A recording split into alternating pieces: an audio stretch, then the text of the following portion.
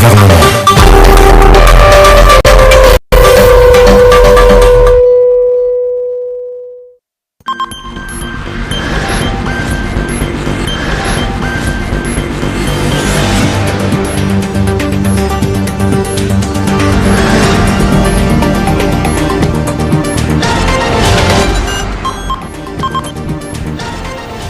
Compte rendu de la 41e réunion du Conseil des ministres.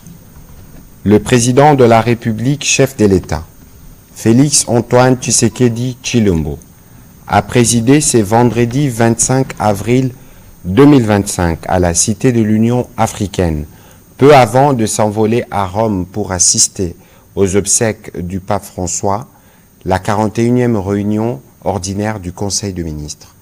4 points étaient inscrits à l'ordre du jour, à savoir 1. Communication du président de la République, chef de l'État. 2. Points d'information.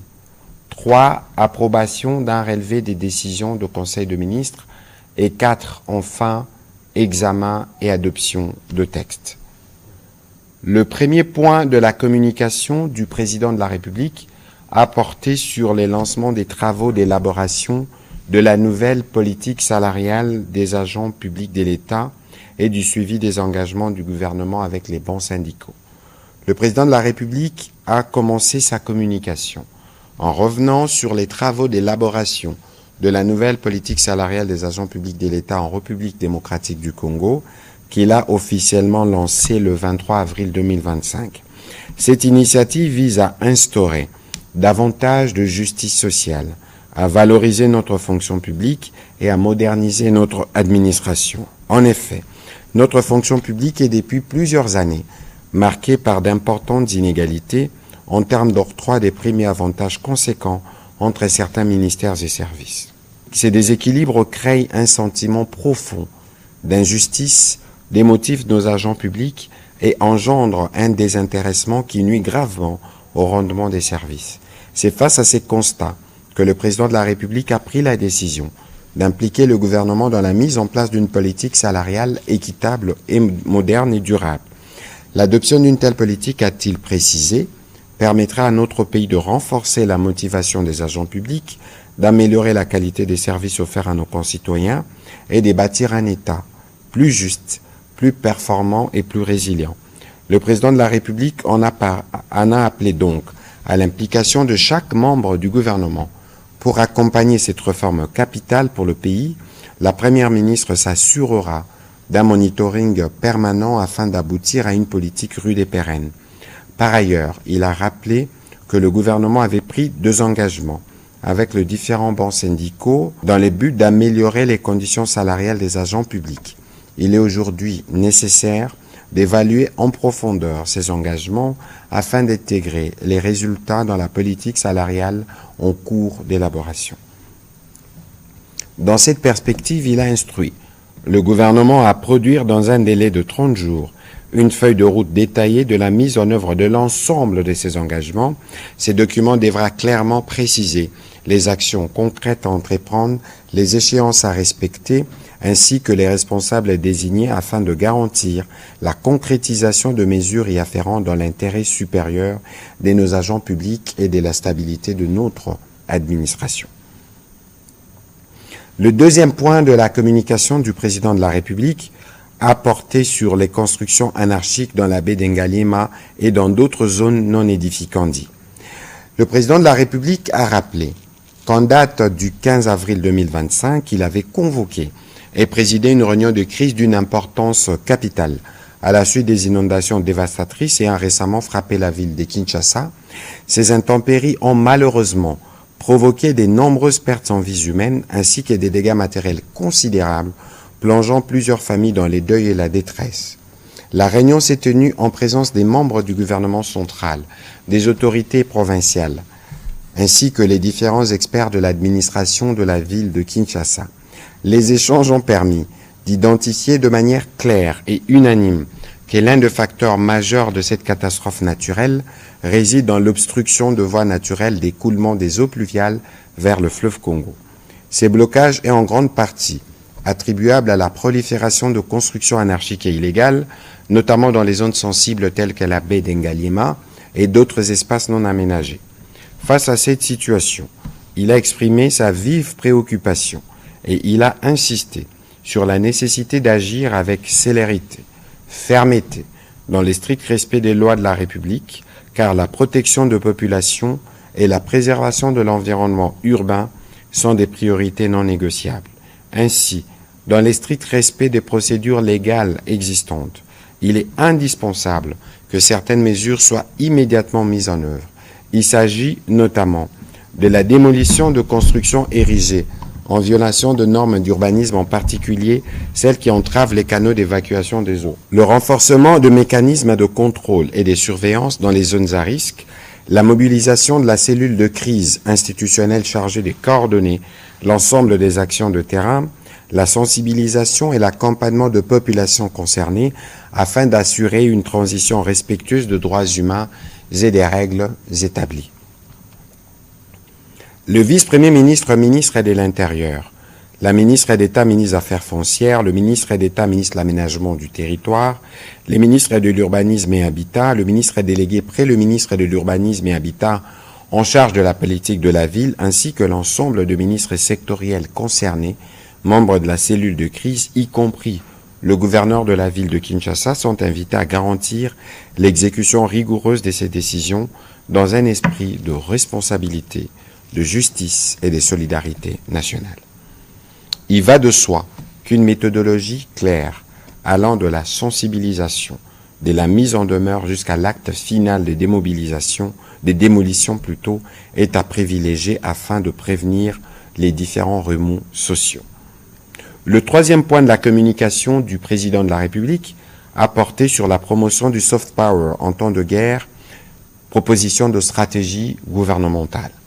Dans la suite de l'organisation, le 22 avril 2025 à Paris en France, du concert Solidarité Congo, et au regard de son impact symbolique, politique et culturel, le président de la République a estimé nécessaire d'engager une réflexion stratégique sur la consolidation du soft power congolais pour renforcer l'unité nationale et projeter une image positive de la République démocratique du Congo sur la scène internationale dans un contexte encore marqué par un conflit armé persistant. Ces leviers devient désormais essentiel. Il incarne un instrument de résilience, de cohésion nationale et de rayonnement international.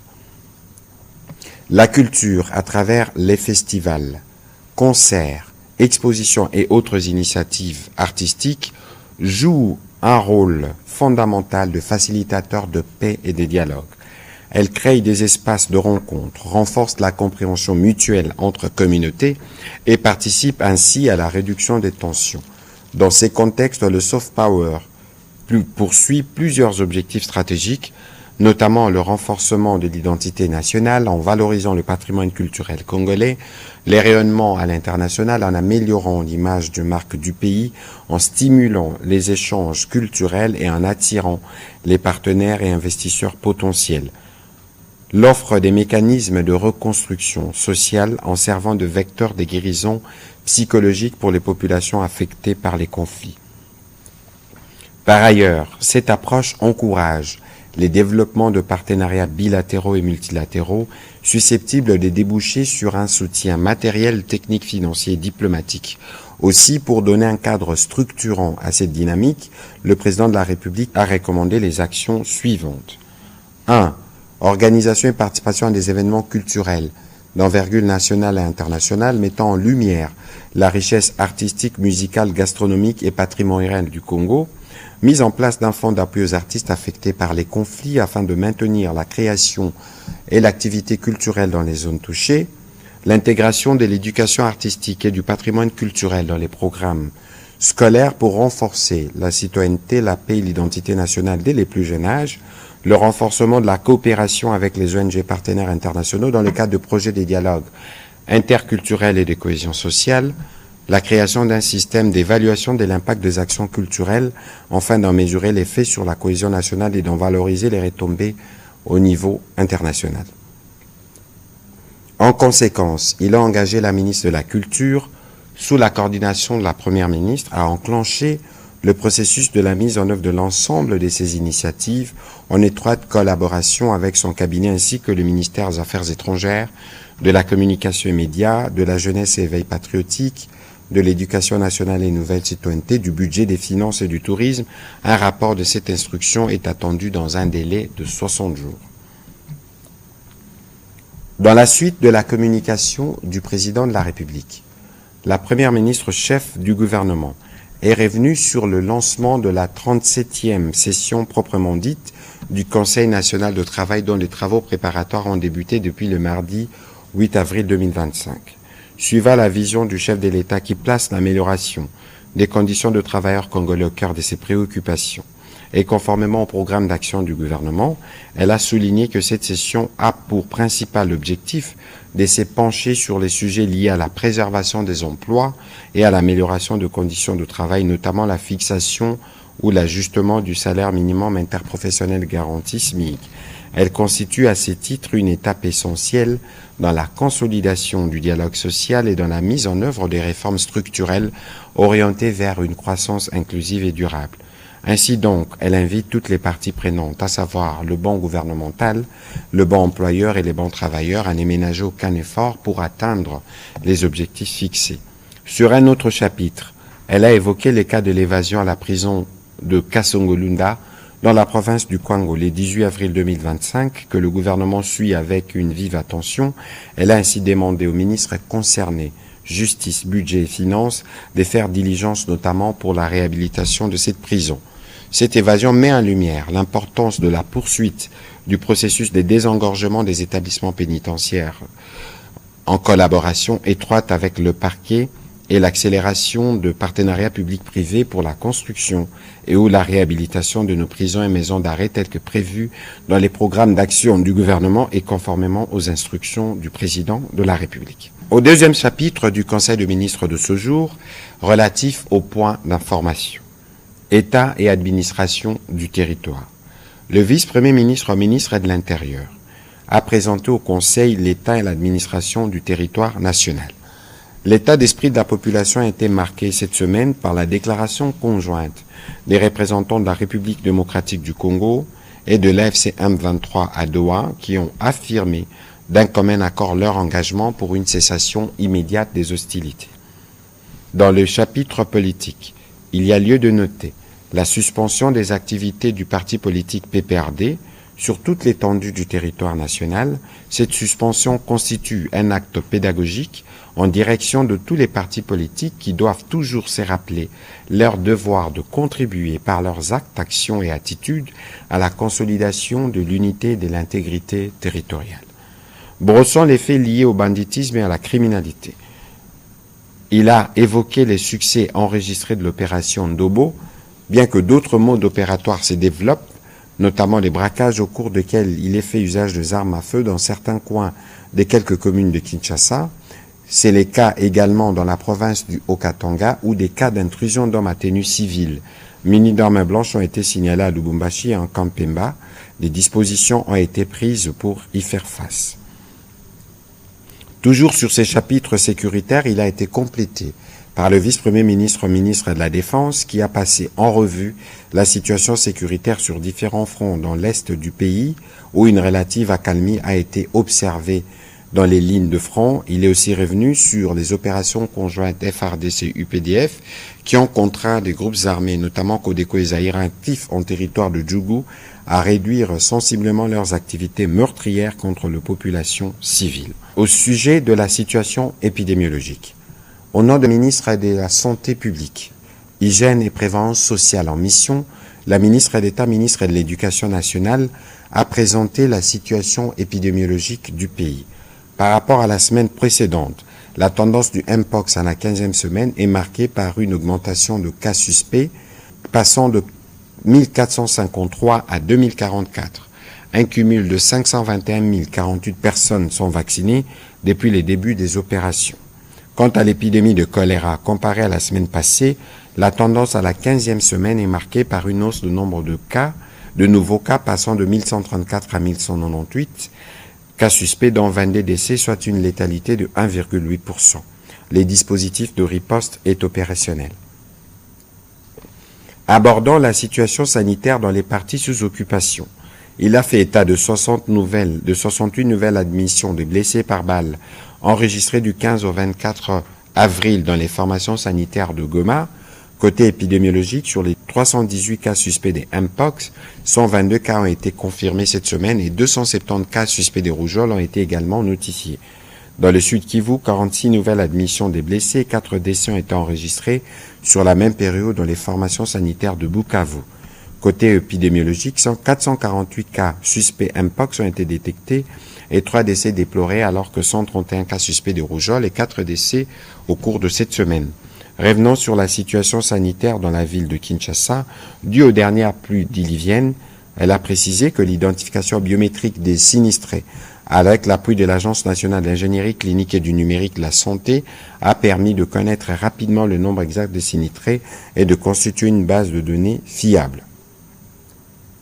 Au 22 avril 2025, il a été enregistré un cumul de 537 912 personnes touchées, 168 blessés, 78 décès et 7 disparus, 80 établissements de soins de santé touchés, 25 145 ménages affectés dans 10 zones de santé, plus de 700 000 personnes sinistrées dont 4 303 femmes et 2 797 hommes sont hébergés dans 3 sites principalement, les stades de Martyr et les stades Tata Raphaël.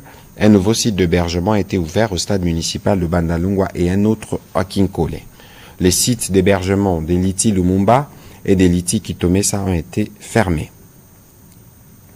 Note d'information relevant du secteur de l'agriculture. Le ministre d'État, ministre de l'Agriculture, a présenté au Conseil la note d'information portant sur la signature d'un protocole d'accord de coopération entre son ministère et la société Hunan Linchi Agricultural Service, à la suite du passage à Kinshasa du vice-gouverneur de la province de Hunan de la République populaire de Chine. En effet, un cadre de collaboration est mis en place pour travailler ensemble à vue d'atteindre les principaux objectifs d'amélioration de la productivité vivrière et maraîchère, à travers notamment la création d'un laboratoire et d'un centre de services techniques sino-congolais, les développements d'une chaîne de production industrielle verte en tenant compte des réalités du marché local et de la production d'engrais organiques en RDC. Pour ce faire, durant 3 ans, la partie chinoise va utiliser la technologie des régénérations des résidus agricoles pour entre autres produire des engrais organiques efficaces et d'améliorer la fertilité des sols locaux et combler les lacunes techniques en République démocratique du Congo en matière de production agricole verte. L'application continue de l'engrais organique permettra d'atténuer la désertification, améliorer la qualité des terres arables, réduire la dépendance aux engrais chimiques importés et d'accroître l'autosuffisance alimentaire. Le Conseil a pris acte de cette note d'information. Au 3e chapitre du Conseil de ministres de ce jour, relatif à l'approbation d'un relevé des décisions, les membres du Conseil ont approuvé le relevé des décisions prises lors de la 40e réunion ordinaire du Conseil de ministres du vendredi 18 avril 2025. Au dernier chapitre du Conseil de ministres de ce jour, relatif à l'examen et à l'adoption de 8 textes. 1. Projet des décrets relevant du secteur de la fonction publique. Le vice-premier ministre, ministre de la fonction publique, a présenté au Conseil pour examen et approbation le projet de décret fixant les cadres et les structures organiques révisées de la Direction générale du Trésor et de la comptabilité publique. Il vise à garantir une mise en application harmonieuse de la réforme comptable et des gestions de la trésorerie au travers d'un cadre institutionnel renforcé et apporte des innovations majeures en réaménageant les structures des directions normatives et de postes comptables initialement organisées par le décret 24/15 du 14 octobre 2024 qui a abrogé les décrets 22/12B du 31 mars 2022. Après débat et délibération, le Conseil a adopté ces textes. Projet de loi relevant du secteur de la justice. Le ministre d'État, ministre de la Justice et garde-sceaux, a soumis au Conseil pour examen et approbation le projet de loi portant autorisation de la prorogation de l'état de siège dans les provinces de l'Ituri et du Nord Kivu pour une période de 15 jours prenant cours le 7 mai 2025. Après débat et délibération, ces textes a été adopté. Projet des textes relevant du secteur de finance. 6 textes ont été soumis au Conseil de ministres de ce jour, par la vice-ministre ministre des Finances. Le premier, projet de loi autorisant la ratification de la Convention des crédits du 14 mars 2025 conclue entre la RDC et l'Agence française de développement pour un montant de 100 millions d'euros au titre de financement du projet d'appui à la transformation numérique de la République démocratique du Congo. 2. Projet de loi autorisant la ratification de l'accord de crédit du 25 novembre 2024 conclu entre la République démocratique du Congo et l'Association internationale de développement pour un montant de 400 millions de dollars américains au titre de financement du projet de transformation numérique dans le cadre de la numérisation inclusive à l'Est et au Sud de l'Afrique utilisant l'approche programmatique multiphase. Troisième texte, projet de loi autorisant la ratification de l'accord de crédit relatif au financement du projet vulnérable BOMA pour un montant de 40 millions d'euros. La réalisation de ce projet prévoit l'amélioration de la résilience de la ville de BOMA et des conditions de vie de ses habitants, en particulier de femmes et de jeunes. 4. Projet des décrets modifiant et complétant les décrets numéro 23/37 du 24 octobre 2023 fixant les procédures de paiement et de comptabilisation de la dépense publique. Il porte les changements majeurs essentiellement sur l'affinement de procédures ainsi que des écritures de comptabilisation par rapport aux changements intervenus dans la nomenclature de comptes de l'État. 5. Projet des décrets portant règlement d'administration applicable aux comptables publics. Au-delà des modifications de forme, la réécriture des dispositions antérieures a consisté notamment à des précisions apportées au mot des désignations de comptables publics selon qu'ils relèvent du réseau de comptables directs du Trésor ou du réseau comptable des administrations financières, l'adaptation des conditions de recrutement des comptables publics aux dispositions légales du statut des agents de carrière de service public de l'État, principalement en ce qui concerne l'âge et les rôles du ministère de la fonction publique, la requalification des intervenants en ce qui concerne l'installation du comptable public. 6. Projet des décrets complétant et modifiant les décrets numéro 09/61 du 3 décembre 2009 portant création et organisation d'un service public dénommé Direction générale de la dette publique DGDP. DGDP, ces textes tient compte de la nécessité de renforcer les cadres d'organisation de la structure en charge de la gestion de la dette publique en front middle et back-office afin d'accroître ses capacités analytiques, opérationnelles et de conseil. Il répond également au besoin d'améliorer la gouvernance de cette structure en consolidant ce rôle de centralisateur dans les opérations d'endettement public afin de lui permettre de mieux maîtriser les périmètres de la dette publique. Après débat et délibération, tous ces textes ont été adoptés. Commencé à 14h37, la réunion du Conseil de ministres a pris fin à 15h49. Je vous remercie.